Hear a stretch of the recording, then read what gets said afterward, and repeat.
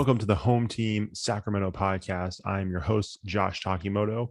I'm actually by myself today. The guest that we had lined up for today wasn't able to make it last minute. So, that was a bummer, but we moved forward and we just wanted to record something anyways, get something out there and just share a few thoughts that I had on my mind recently. I'm actually going through his book called Leaders Eat Last by Simon Sinek. I'm not finished with it yet, but it is really good so far. And one of the things that struck me early on was what's called the circle of safety. And it's pretty early in the book. I want to say it's within the first three chapters, I think. And it's this idea that within an organization, the team, the group will be most effective when they have this circle of safety around them, when leaders put them in a position where they're in this circle of safety, which allows them to be more unified. It allows them to be more confident, to feel safer within that group. They don't have to worry about what's on the inside of the group, what's going on the inside of the group. They don't have to think about any potential danger or harm that's coming from the inside of the group, because they know that they're in a safe place. They know they're in a place that is built to see them succeed, to see the group succeed, and to be a unifying force. And then it allows them to focus on the outside of the group, and any danger, any obstacles or challenges or things that may come against the group. They're able to focus on protecting the group from those things. And I thought it was just a really interesting way of looking at it. It's a really interesting image when you think about a team, when you think about a sports team that we're, you guys are coaching. And it's funny because I actually gave this talk, a very similar talk, not nearly as good, but I gave a very similar talk a few years ago to a football team here in Sacramento. And again, this whole idea of if you can imagine your team, your athletes in a circle, everybody shoulder to shoulder, back to back, looking outward.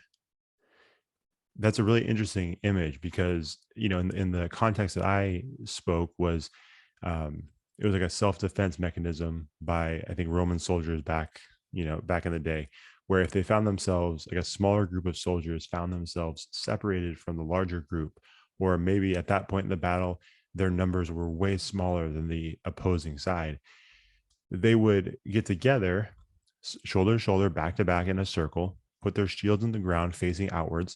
They would have a couple of people in the middle holding the shields above their heads to prevent any objects or arrows from being lobbed over into the circle.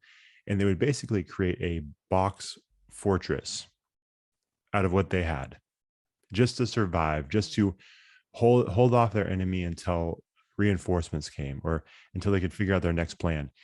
And so I remember doing some research about that, and I just loved this idea of a team being in a circle. Now, obviously, we don't compete in a circle. We don't just stand in a circle all the time. This is not what we just do normally. But the idea, the image, and the symbolism of what that means, I thought was perfect. And so when I read this in this book, The Circle of Safety, I thought, oh, that's perfect. That communicates way better what I was trying to communicate to those student athletes back, 3 or 4 years ago.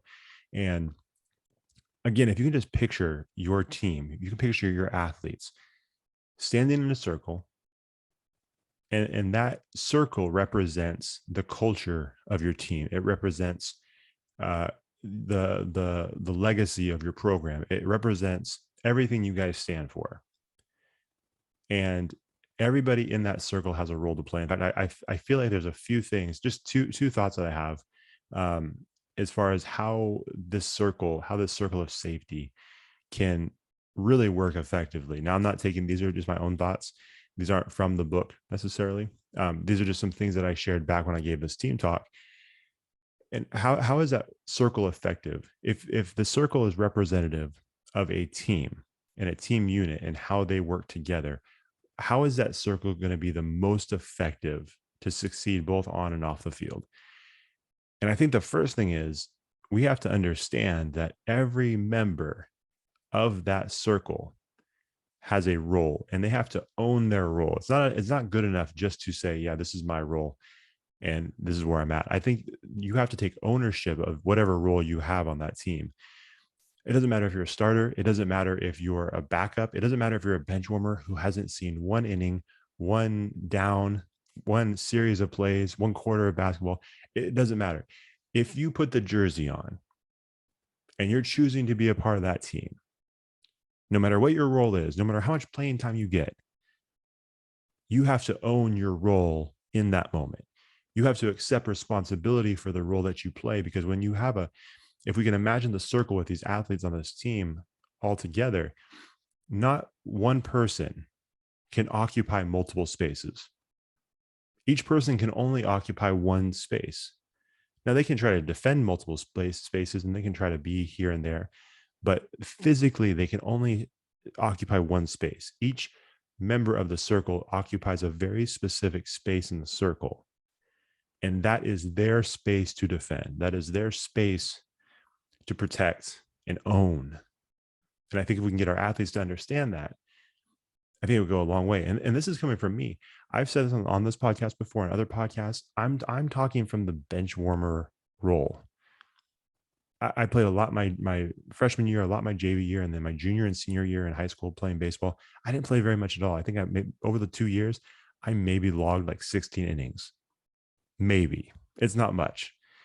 And so I'm saying that from that perspective, where I knew each day when I showed up to practice, I was going to put work in, but that work was never going to see the field.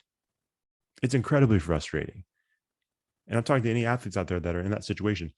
I get it. Super frustrating. You put in the work, nothing comes to fruition. The next day you put in the work, nothing comes. I mean, it doesn't change your playing time sometimes. You're just stuck in that position. But does that give you an excuse not to keep working hard? I don't think so. I mean, does it give you an excuse to just go out there and not give your best effort? I don't think so. I mean, what's the point? What's the point of being out there if that's the mentality that we're taking? So if you're putting the jersey on, if you're saying that you're a part of the team that you represent, then you have to own your role. And what I'm not saying is that you have to accept just being there forever. When you're working, you should be striving to get more playing time. You should be striving to be more successful.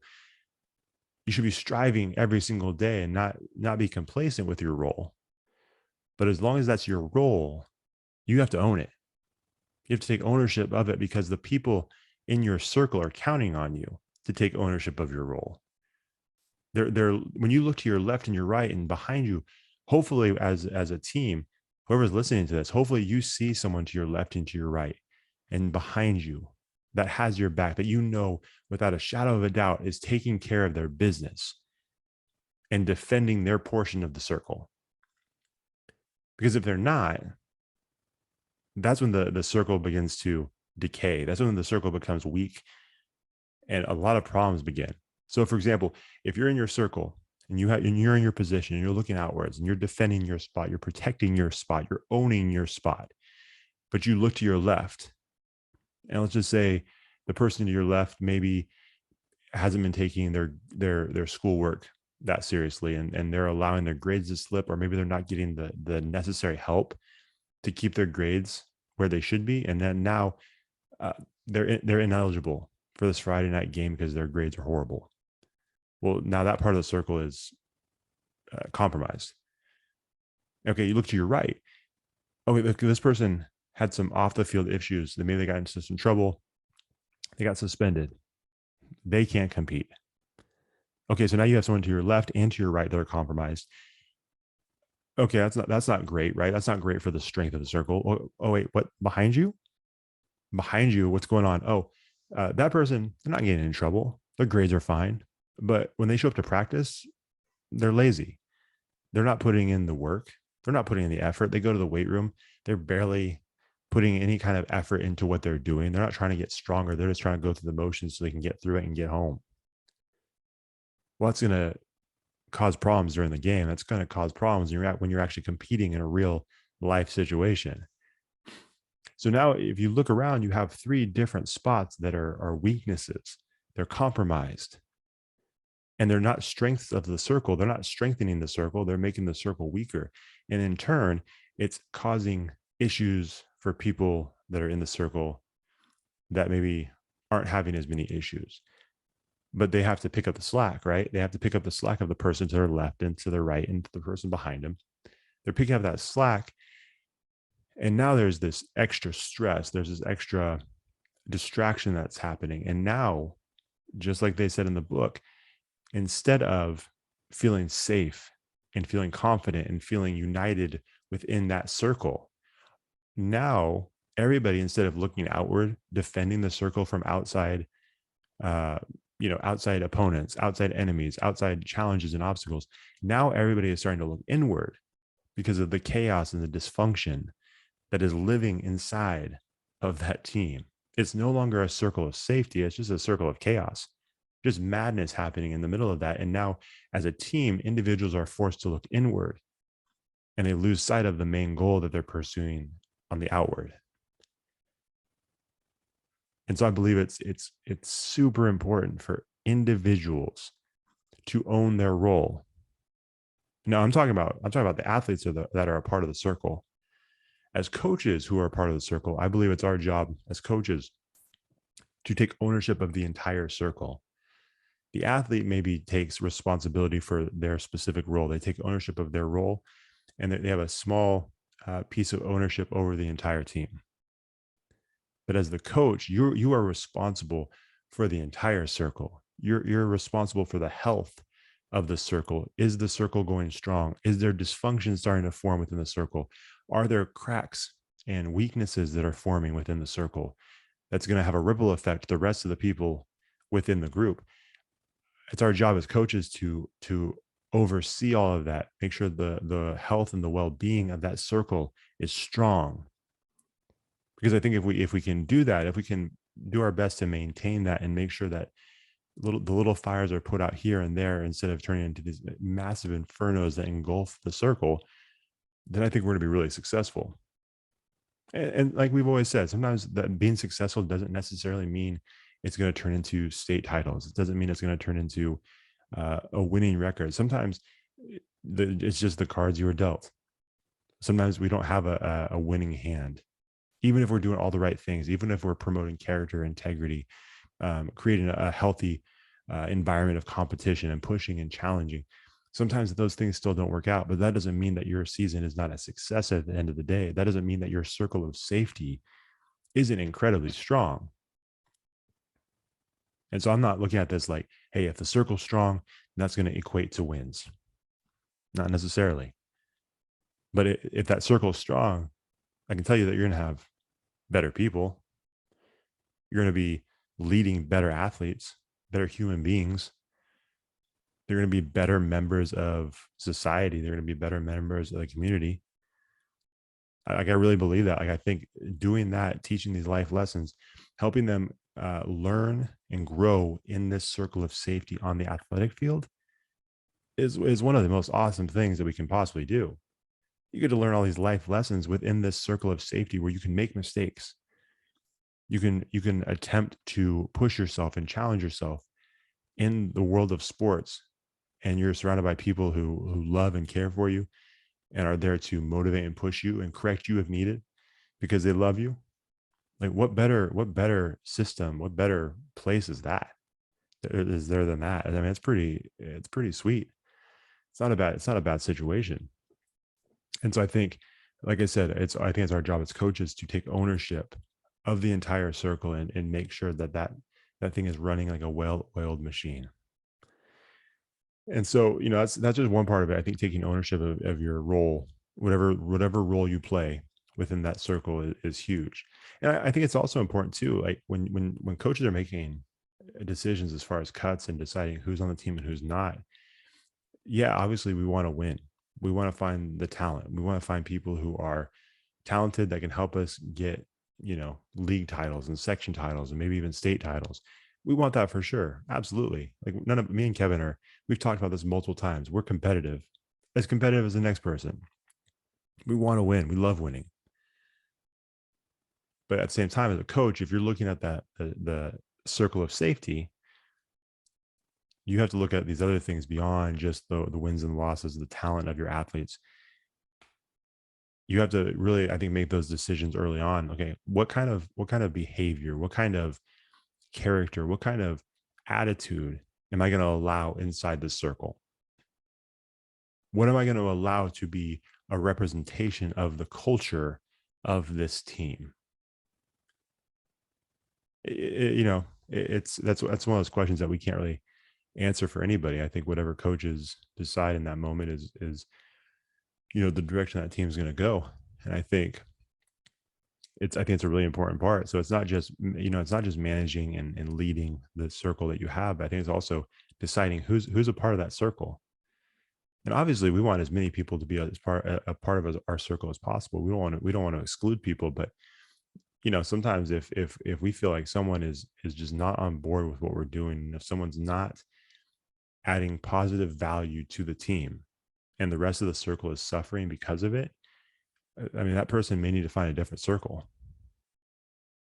They may need to find a different group to be a part of. Maybe that specific group of athletes is not um, where they're supposed to be. Maybe they would thrive somewhere else, and maybe they would fit into a different circle of safety somewhere else. But again, that's a tough part of being a coach, deciding those things. But I think it's a super important part as you navigate those waters of leading a group of young men or young women, at your high school team. I think it's really important just to maintain and um, evaluate and protect the circle that you've been entrusted with, that circle of athletes that you've been entrusted with. I think it's really important. And the last thing that I think is really important too, whether you're the coach or whether you're the athlete that's in the circle defending the circle, I think it's crazy important to understand what it is inside of the circle that you're protecting.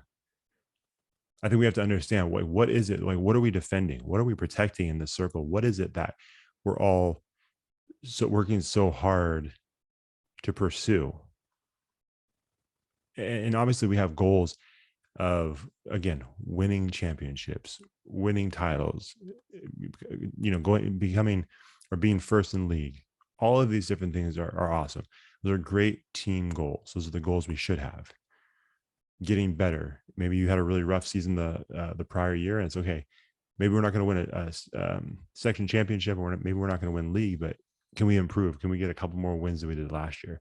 Whatever that goal is as a team, that's part of what's inside that circle. That's part of what you're protecting. The goal, the mission, the vision of that team is something that you're protecting within that circle. But I think it goes beyond that. I think you have to understand too, what is it that we want our program to represent?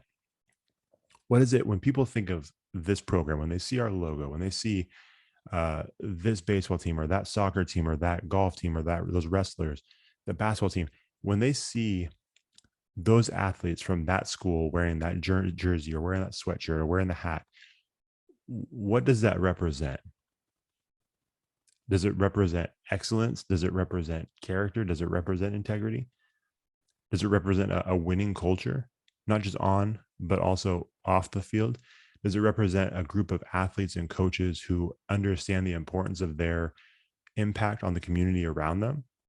Like, what does that jersey mean to you? What is that thing, that reputation, that culture, that legacy that you're protecting within that circle?